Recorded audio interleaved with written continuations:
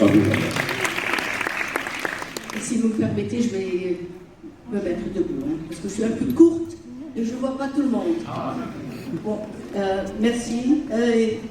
Je commence tout d'abord à féliciter Madame la ministre de la Femme et de la Famille et l'équipe qui a travaillé avec Madame la ministre, le FNUAP, AOM, le ministère de la Santé, le ministère, tous les ministres, le ministère, le président, son épouse, la première dame et tous les Djiboutiens.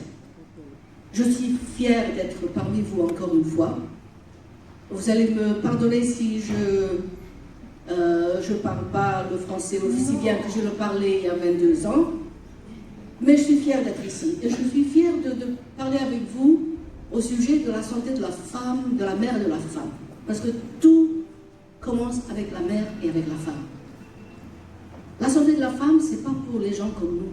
Quand on a mal quelque part, on sait où aller, on a des moyens, on a accès à des services, on a un moyen de transport, on comprend ce qui se passe ou ce qui ne va pas.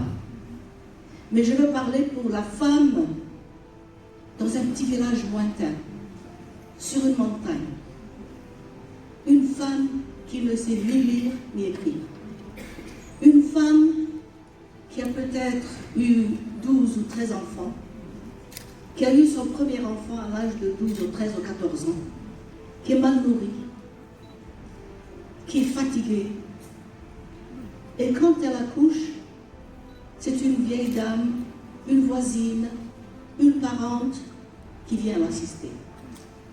Si elle a une tension élevée, la voisine, la dame ne sait rien faire. Si le bébé ne sort pas, après 2 ans de poussée et de travail, elle ne comprend pas que ce bébé ne sortira pas. Il est à travers dans son bassin. Il est trop grand pour cette femme, pour ses anges. Et si ce bébé sort et ne tue pas la mère, ce bébé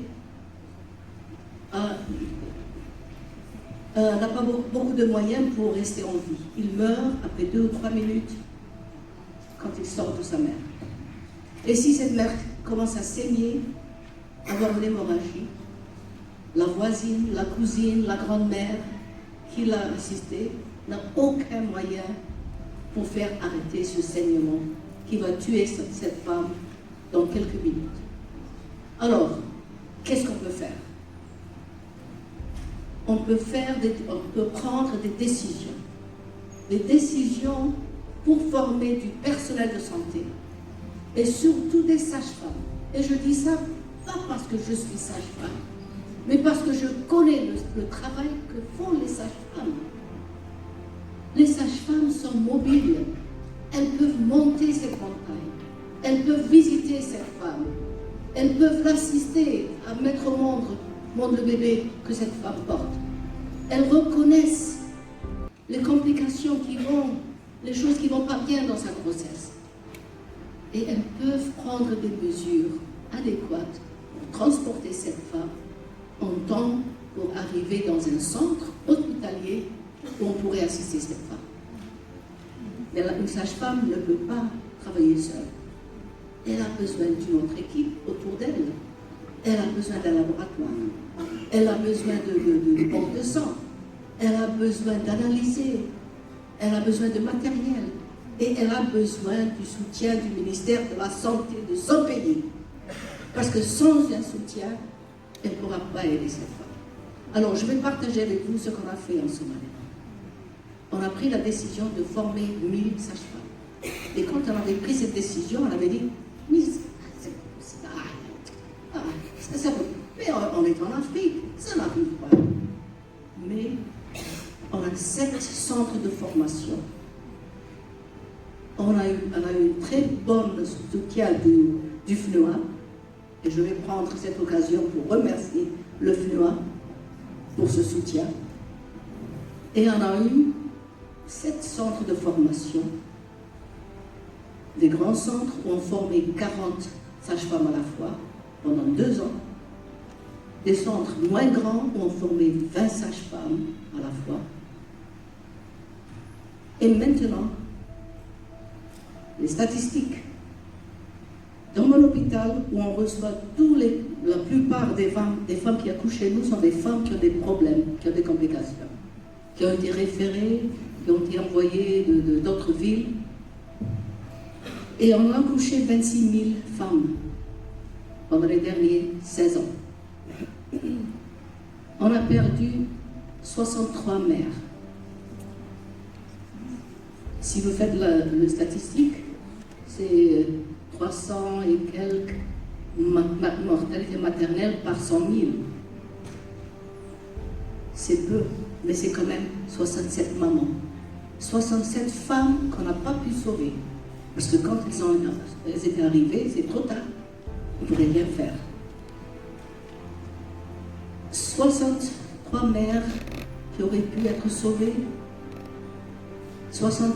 Un tiers de ces femmes sont morts d'éclampsie, de tension artérielle élevée. Éclampsie. C'est traitable. On peut prévenir ça. C'est très simple. Un tiers de ces femmes seraient en vie maintenant s'il y avait une sage-femme qui avait vu que cette femme... J'ai 82 ans. J'ai vécu ma vie, alhamdoulilah. C'est à vous de prendre toutes les mesures pour voir autour de vous ce que vous pouvez faire pour améliorer les choses, pas pour casser les choses. Casser, c'est facile, mais moi, je peux casser des choses. Améliorer, ça prend du temps, ça bâtir, il faut s'instruire, il faut voir ce que vous pouvez changer pour le mieux. C'est ça l'avenir que vous voulez voir. Pas un avenir dans un monde qui a été démoli, détruit. C'est à vous de le faire. Et en tant que Djiboutienne, quelqu'un qui est venu dans ce pays à l'âge de 7 ou 8 ans, je suis Djiboutienne beaucoup plus longtemps que beaucoup de vous. Si Djibouti ne m'avait pas donné cette occasion de lire, d'apprendre à lire et à écrire, je ne serais pas là où je suis aujourd'hui. Vous avez une chance d'être dans un pays où vous avez un gouvernement qui vous soutient, qui est déterminé. Voir les choses, regarder les choses qui vont pas, ça va pas, ça marche pas, ça c'est facile. Faire un diagnostic politique, c'est facile. Mais travailler pour que les choses qui ne vont pas sont améliorées, ça prend du courage, ça prend I wish I could waxaan doonaya inaan af Soomaali idinku sheego burburintu waa wax sahlan hagaajintu waa wax gacantiina ku jira wax barta shaqaysta iska cadowgeena ugu horeeya waa jahli. Le plus grand ennemi de notre peuple c'est l'ignorance et la pauvreté. Cette vieille dame qui est sur cette montagne, elle est là où elle est parce qu'elle n'a jamais eu l'accès à l'éducation comme vous l'avez eu. Elle ne travaille pas, elle ne devient pas directeur, elle ne devient pas, je ne sais pas, magistrat.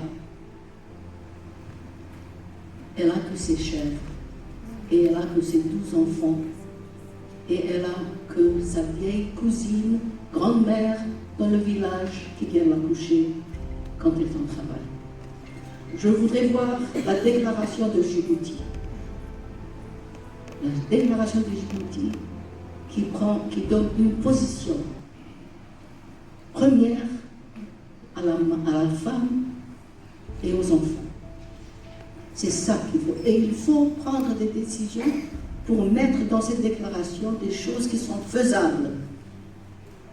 Pas une grande liste de tout ce qu'il faut faire, un grand menu de 3, 4, 5 choses que nous pourrons faire, que nous pourrons achever avec nos moyens propres et qui feront une différence à nos femmes dans les villages, dans les quartiers pauvres, les femmes qui n'ont pas eu ce que nous, dans cette salle, ont eu, l'éducation. Et je félicite Madame la ministre qui vient de rentrer pour m'avoir donné cette occasion de dire ces deux mots aux jeunes. Ayeyo, dalkan idinkale, hagaajista. Hagaajista.